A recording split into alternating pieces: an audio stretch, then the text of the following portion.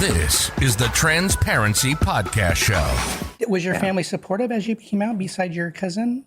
How did that work for you? My mom, well, actually, my dad was more than my mom, which is kind of, probably opposite of what most people experience. Yeah. But, again, my mom was just worried, I think, that I would get beaten up and stuff like that. Yes. But I remember watching some TV show and, crossing my leg like the girl on the show, while I'm watching it. I'm like 7 or 8 years old, and I was in the living room. She'd come running out of the kitchen and say, don't do that, and uncross my leg, and oh my, don't do that. And so it sends a bad message. Yes. And I also read about your story. You also have a kid, right? You're a mother now, right? Well, I was for a long time.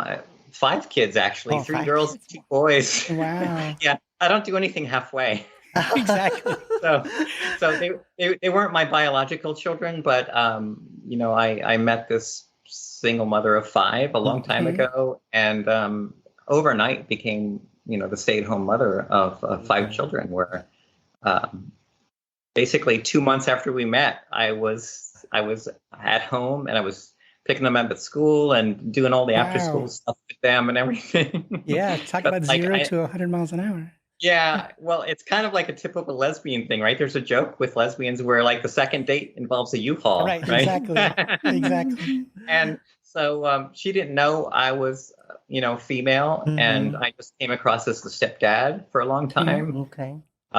And when I finally did come out as, the mom, the stay-at-home mom, and they were like the go to work 9 to 5, sort of accountant, office manager kind of person. So it didn't go too well. We often, trans women especially, get hurt by our family, whether it's blood or in-laws or otherwise. Right. So. Yeah, it eventually didn't work out really badly.